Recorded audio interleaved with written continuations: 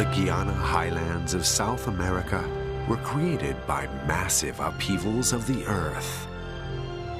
Craggy plateaus faceted with sheer cliffs, some soaring over 2,000 meters. The most astonishing feature of all, gigantic sinkholes on a mesa called Sari-Sari-Nyama. They were discovered in 1964. The largest is over 350 meters in diameter and just as deep.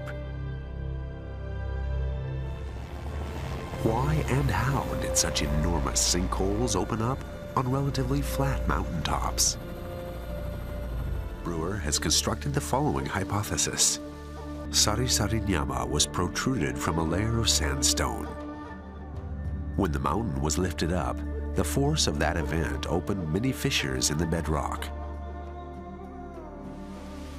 Then great rains fell, producing flows of water, large and small, infiltrating the mountain.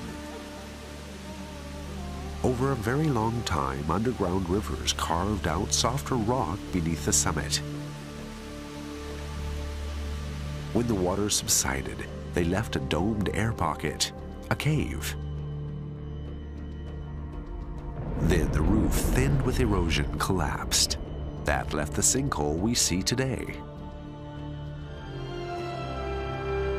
Even now, the underground water conduits of the Table Mountains may be excavating new sinkholes. We can only imagine.